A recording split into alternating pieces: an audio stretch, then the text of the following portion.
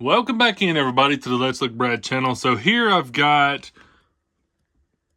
dollar rolls. So $25 a roll. As you see right there, we've got 1, 2, 3 stacked up and 50 bucks here. So these are all the rolls that they did. They stacked them up actually in the bank. So the teller said they don't look through them. They don't understand coins, which is, nice. But it's cool too because the dollar coins and the $half coins at the bank are actually easier to get than everything else. I told them if they were able to stock these, it'd be nice for me to have something to do while I'm here in the trailer. So that's awesome. They had, like I said, 350 bucks in dollar coins. I asked if they would get a box. They say they could pretty much get a box, so that's nice. Anyhow, and then these two rolls, I'm not for sure. This one right here has a Susan B. Anthony on the bottom, so you know it's going to be circulated. And the eagle on this side here, so probably a 2000 Philadelphia. This one right here gets me because it shows on the side, let's spin you around, Security Armored Express. So it's probably already a dumped out roll, possibly circulated, possibly, but it's got a 2000 Philadelphia on this side, looks pretty nice. And you flip it over, it's got another 2000 Philadelphia on this side. So this would be awesome if this was an unopened, uncirculated roll of dollar coins, because this is actually what I've been looking for. I've had a few of these rolls in the past couple of days, so hopefully it's an unopened roll or uncirculated roll. Anyhow, I'm going to hold these off until the end. I'm going to work on these rolls right here. Now, to let you know, there's quite a few varieties that you can look for in here. You're also looking, in the past I've told you guys about having the mule coin, having the Cheerios.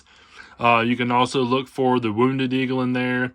Now there's going to be also dollar coins, the 2000, that's going to have the Washington stamped on there, or the Liberty, which is stamped on the reverse, vice versa. So you want to make sure you're looking at the obverse and the reverse of every one of these coins. It's the same with any coin. You want to make sure you check on the obverse and reverse of every coin that you're looking at, because you never know when there's a misstamp on there, or they usually call them mule coins. But anyhow, you want to make sure to look at that. There's a weak edge lettering that's on here too. I'm a little bit rough at finding them. Pretty much the only way I'm going to be able to see it is if I go through the coins and then stack them all up and look at the lettering around there compared to the other. I want to say it's like 2009 and above, the way the variety goes, but I could be wrong. It could be 2007 above, but I know it's right around in that area. But anyhow, I'm going to go ahead and jump in. Like I said, the first roll right here, 25 bucks. Hopefully we get something out of there. I will bring you guys in if we do have a find, which is tougher to hunt dollar coins, but crossing fingers and toes and eyeballs and everything else, we can get something out of here. Okay, so I went through a little bit of stack here, 150 bucks worth probably. So yeah, so 150 bucks worth, and I've got all the Philadelphia, 2000 Philadelphia stacked at the bottom here. This is just a variety of some of the Denvers, San Francisco Denvers. I don't have a Philadelphia Susan B. Anthony here. I was looking for the wide rim, which is going to be on here. So you're going to look for the 1979 with the P that's above the shoulder there. To show you real quick, that's going to be a Denver mint. You're going to see a P mint mark there.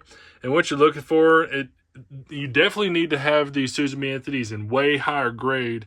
But if you can find them, basically the whole date is going to be a lot closer to the rim. This rim is going to be a lot thicker, and it's almost going to be touching the edge of the rim. It's a pretty good gap there. It's a pretty good gap here. But when you get a wide rim, it's literally half of this distance between, and it's almost touching the bottom side, the 1 and the 9. So you want to look for 1979 Philadelphia and look for that.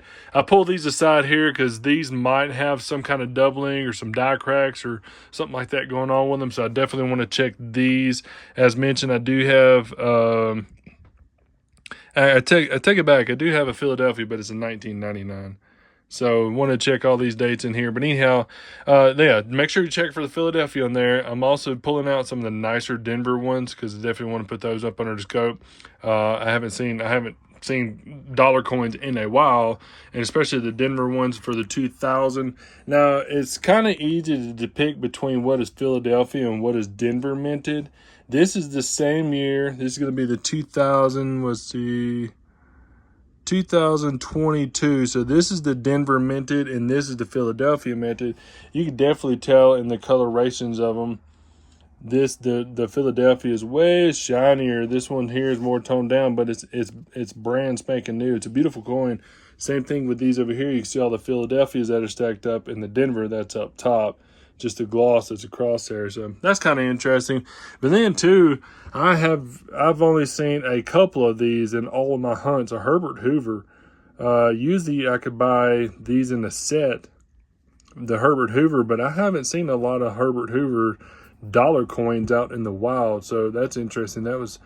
It's just like anything else to me, the Choctaw culture for the quarters and El Yunque and stuff like that. But this one right here is a little tougher for me to find for the Herbert Hoover. So pull this one off to the side. I'm gonna go ahead and look through all these real quick, see if we get anything out of there. I'll pull you in if I do have anything, but cross the fingers we do. But it's gonna be a tough hunt, like I mentioned. Well, we'll see. Okay, I went through the first batch there. Didn't have anything in here, and yet again, I got some more 2000 Philadelphias. As you see, I went through the smaller stack. I'm going to hold these two rolls here until I get rid of all this right here. But just to let you know, if I didn't show in the last rotation there, I call them innovation coins. They're probably a little different, but these are the Philadelphia and Denver minted newer coins, as you see. They got nice designs on the back there, peace treaties and so forth, so on. The Grade of Law, not for sure, something Parker there, Seneca. Yeah, so anyhow, these are really, really nice coins.